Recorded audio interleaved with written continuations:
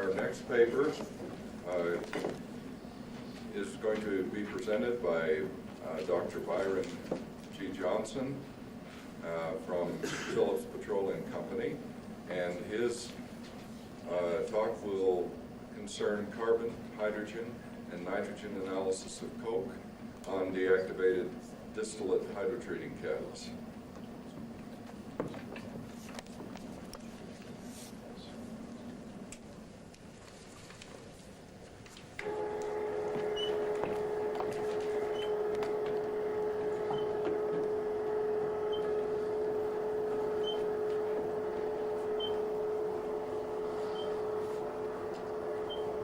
Thanks, Cal. First, I'd like to thank the Society for this opportunity to present some of my work. The title of the work is Carbon, Hydrogen, and Nitrogen Analysis of Coke on Deactivated Distillate Hydrotreating Catalysts, performed at Phillips Research. Thanks.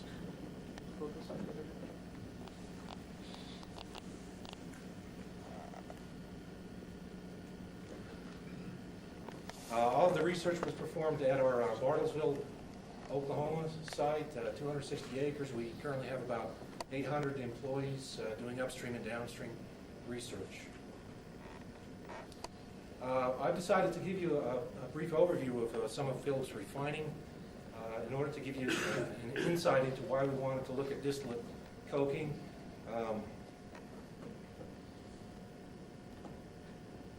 Phillips has 3 domestic refineries, 2 in Texas and 1 right here in Salt Lake City. We process about 300,000 barrels a day of crude oil, which makes us about the 10th largest refiner in the United States. We produce about 100,000 barrels a day of distillate type products. One thing that makes us unique from many of our competitors is that we do not have any cokers or hydrocrackers. The approach we've taken is to take the resid and run it through atmospheric resid desulfurization units to a heavy oil cat cracker. We also have fluidized cat crackers which run 50% resid and 50% gas oil. So we have a heavy emphasis into hydrotreating and cat cracking. The advantage being that we produce a lot of gasoline and not so much, we don't produce any coke. The disadvantage being that we spend a lot of money on catalysts. And these units here, the resid desulfurization units, are at 2,000 pounds pressure, and we currently buy about 4 million pounds of catalyst a year, so that's a large expense for us. Now, if we look at the distillates from these units, of course, the kerodiesel comes off, and we need to hydrotreat that.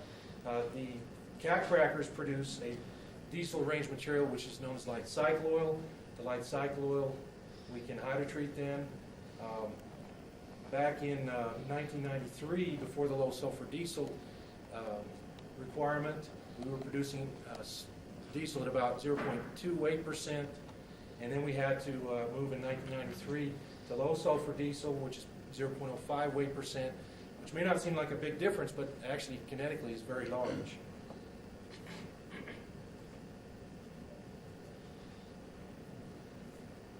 In order to determine the kinetics of our distillates, we spent a large number of years, starting in about 1986, looking into the kinetics of distillate hydrotreating, and we came up with the basis for our distillate HDS model being distillate sulfur distribution.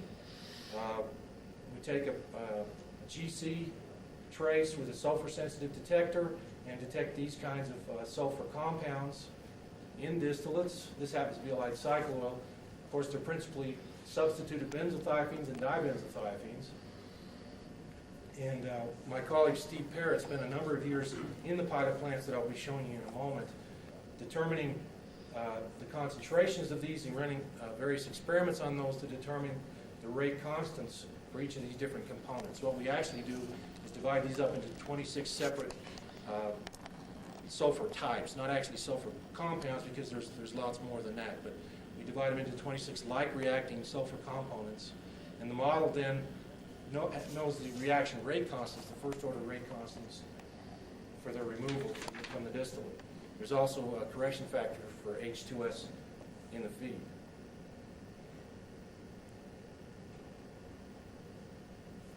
Believe it or not, you can actually get a patent on a model, and we've done that. We sent it in and received a patent for the distillate HDS model. See if I can focus on it better. What we do then is we bring in the model inputs, 10 times the space velocity, and bring in the feed sulfur distribution. We divide up the adiabatic reactor into 10 equal volume isothermal zones, the reason being that the model was based on isothermal kinetics. And then we take the product from the first zone and feed it as the feed to the second zone, and at each stage the temperature and treat gas composition are recalculated. So as you go down the reactor, we calculate finally the final product sulfur, and that's the reaction kinetics. Perhaps more important is the deactivation model over here, where we calculate the rate of deactivation of the catalyst.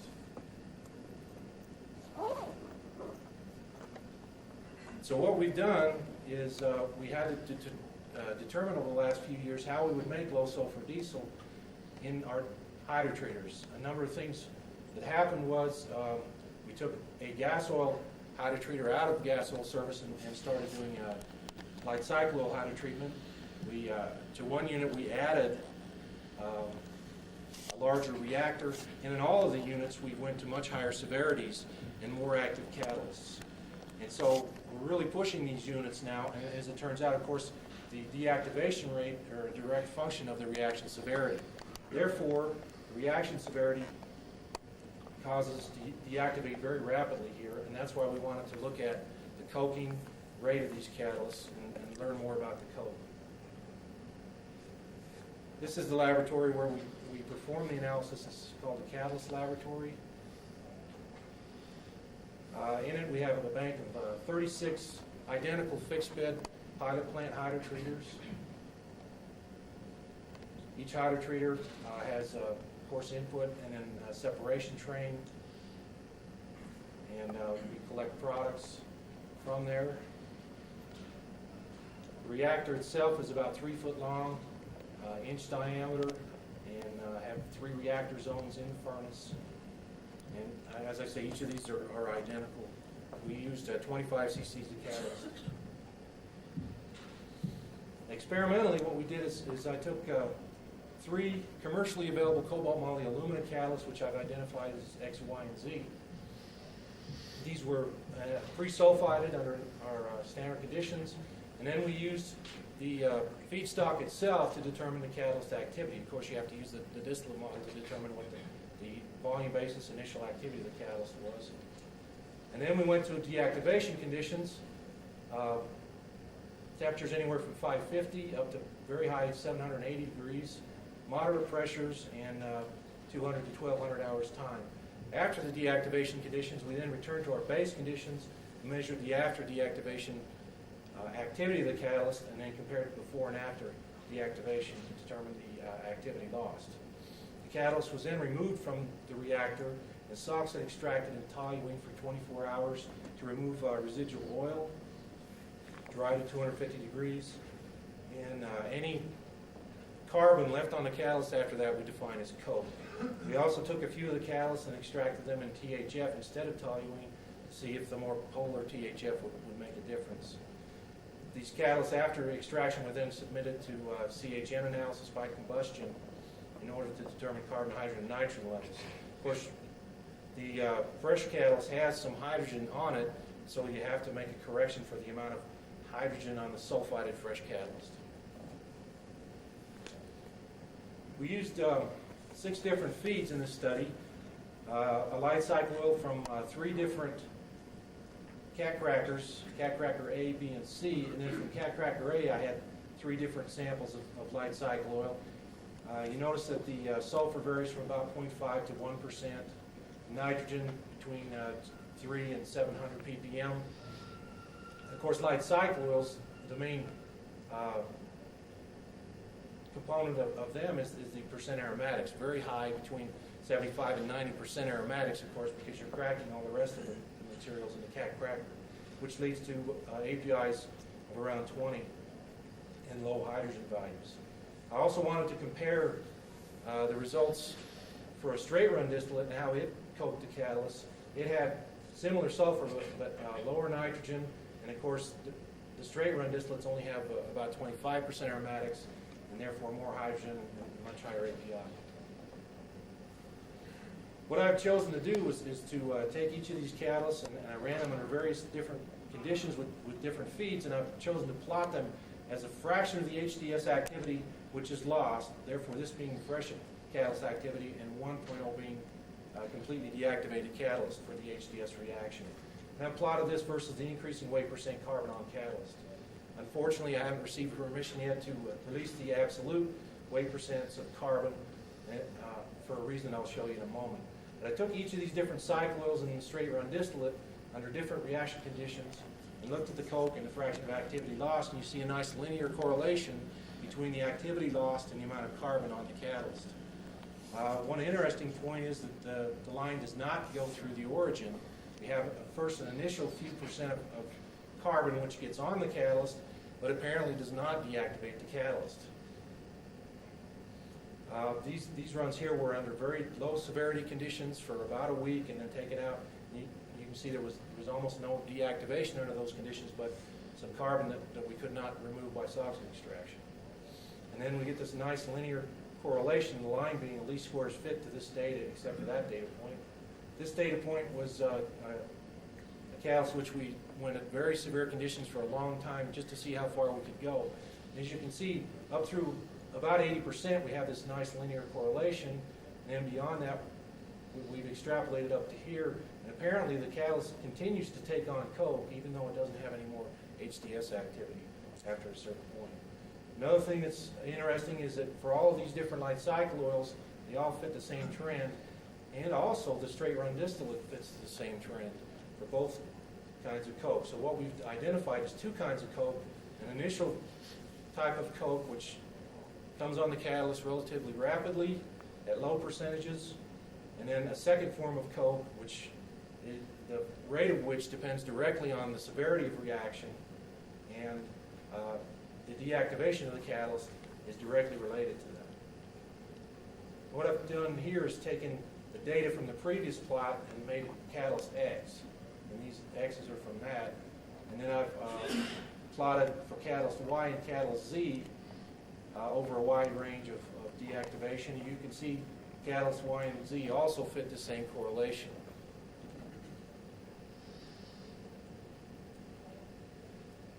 What I plotted here is that all of that work is done in the pilot plant, but how about from the refinery?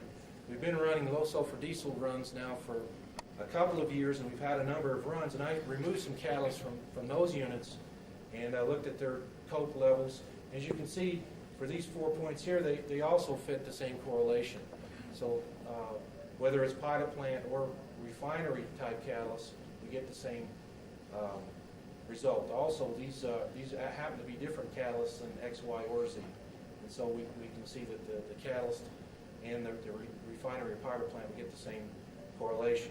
Now, the reason we haven't released the carbon numbers is because we believe this gives us something of an advantage. You can, rather than having to take the catalyst out and run activity tests on it to see where it is, you can take the catalyst out and quickly do a carbon analysis and estimate what your residual activity is on that catalyst, and use the model to determine if that's going to be enough catalyst left for you. We've already had the opportunity to do that once, and it worked out quite well. The residual activity was quite high. We put it back in and without regeneration or buying new catalyst, and got good performance out of it. So one question you might ask is about the initial few percent of carbon. Is that the fact that does it deactivate the catalyst, or is it the fact that we can't measure the deactivation since it's so rapid?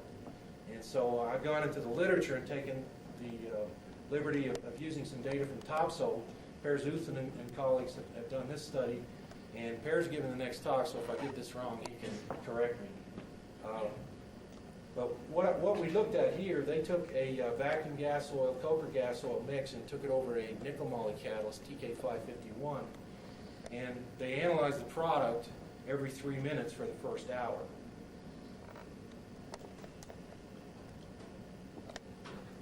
What they were trying to measure, of course, were first the monoaromatics, diaromatics, tri, and polyaromatics, in the product. As you can see, the mono and diaromatics did not change over that first hour of the run with this real feedstock. However, the tri and polyaromatics started off at 0 in the product and gradually over the first 30 minutes reached some equilibrium level. They calculated the amount of carbon that these would represent, and it closely matched the amount of carbon that they got on the catalyst when they took it out and measured the carbon. Therefore, they believe that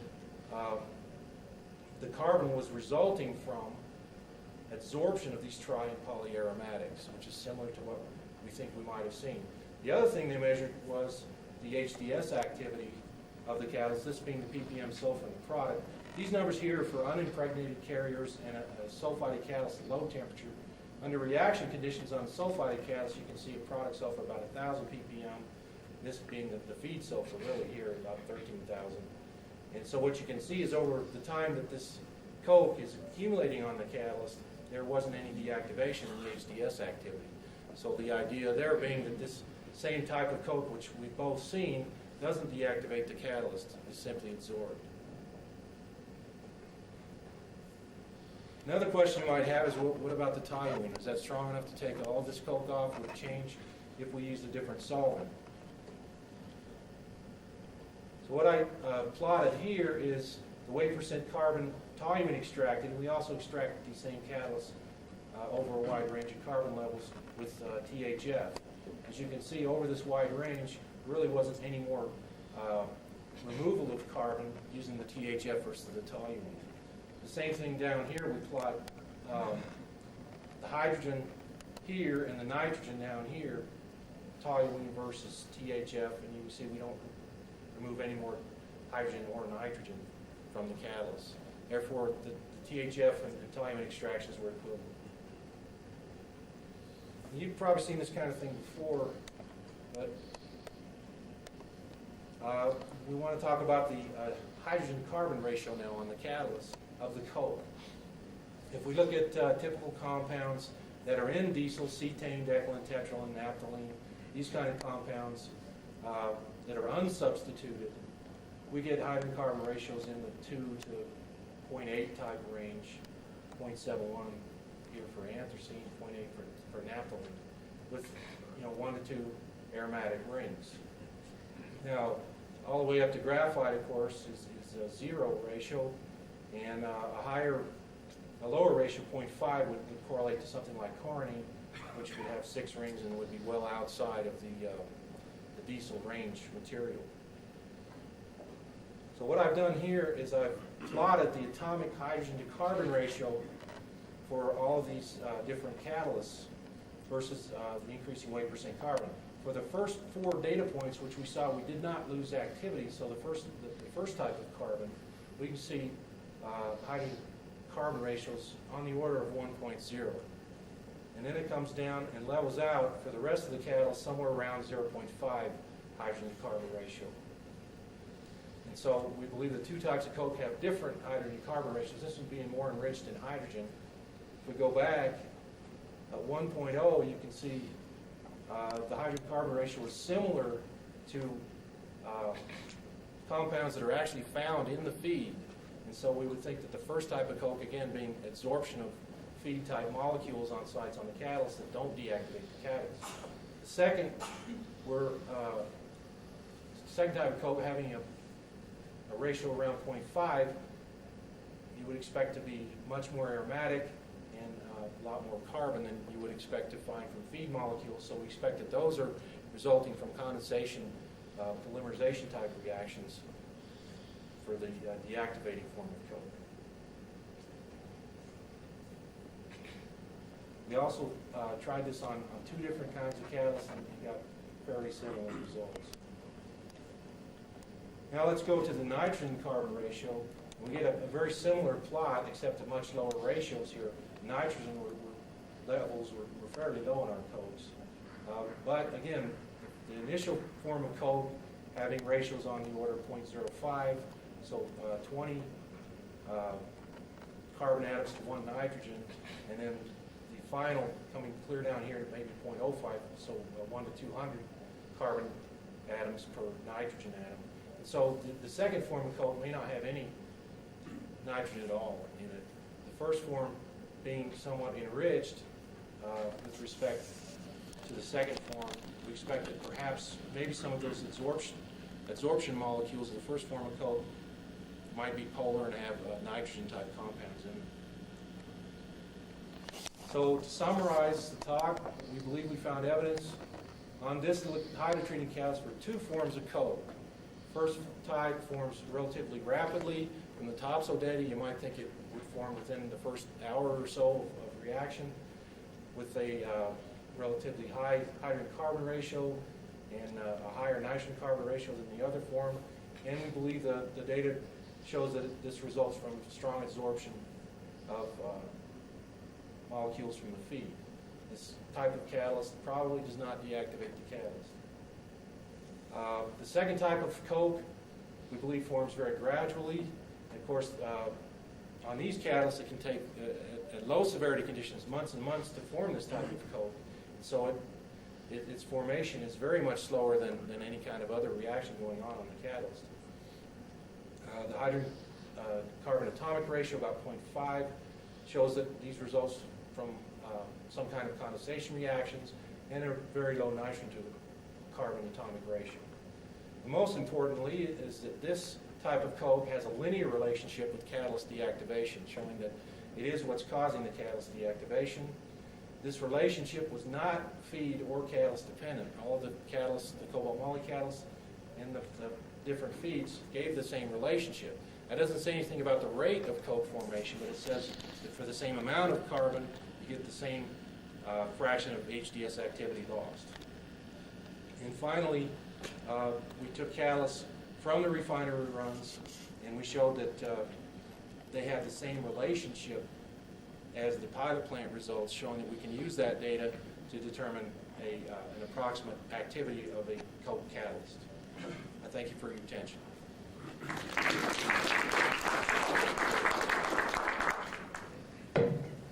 Presentation is now open for discussion.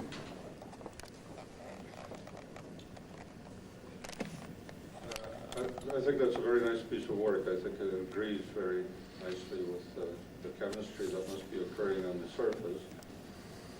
But I'd like to argue with a couple of points.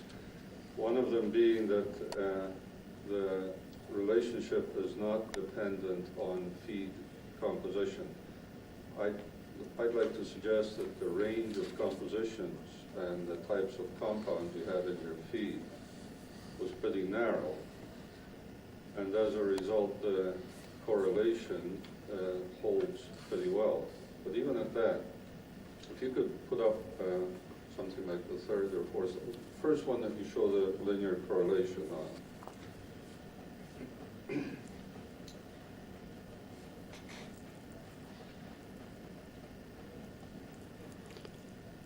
Right.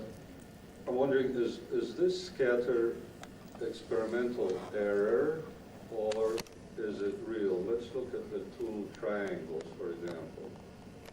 That gives you a pretty large range of activities that one could assign to those points.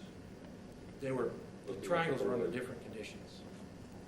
Yeah, I'm just wondering whether the correlation shouldn't be, in fact, more feed-specific than you suggest, because that would, I don't know about your refinery manager, but someone would get nervous if you promised them a result with this kind of scatter. Well, I think the scatter does relate to the experiment itself, as far as reproducing the deactivation in the pilot plant. And as it turns out, wrong button. These 3 points here were actually replicates of the same experiment, the 3 circles. You need to see that there is, a certain amount of scatter there. Now, the measurement of the carbon is much tighter than that.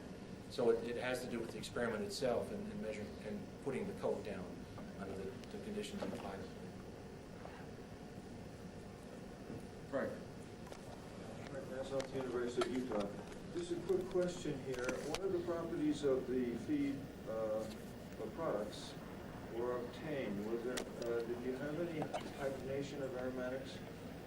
occur during the processing? Yes, yes, there is hydration. Okay, and then, did you do a similar relationship here to the fraction of hydrogenation, you might say, or HDN, to the carbon thing? And do you get Only a do you cursory. get I only linear- looked at that cursor, in a cursory manner, and there was some deactivation in the HDN and the hydrogenation. Sure.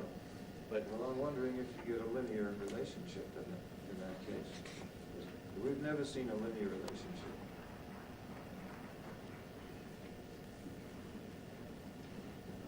Yes, from you indicate that there's a linear relationship between the coke and the activity. yes, That indicate to me that coke, or your second type coke, more act like a poison as compared to a physical blockage of the active sites. Can you comment on that? well, I guess your question relates to putting coke down on more coke as opposed to active sites, and I think that's a good point. That you wouldn't, if you were putting coke on coke, you wouldn't expect a linear relationship like that. That's right. Question in the back of the room. Ken Riley from Exxon. Would you comment about any carbon profiles or coke profiles in your reactors, whether in the commercial plant or the pilot plants, and what, is that an average coke in a catalyst bed, or is that selected positions if you do have a profile? Well, from the pilot plant, of course, we don't separate that out, but we don't normally see large profiles in carbon on distillate type hydrotreating. In other words, it's uniform through the bed. Yes. Just one last question. I remember that Tony Perrotta and coworkers from Gulf Research a few years ago reported 3 types of coke. The third type was a mesophase. Have you observed this kind of type 3 carbon towards the end of the run in these units? Not that we've seen, John. Okay. Well, I want to thank you for a fine presentation.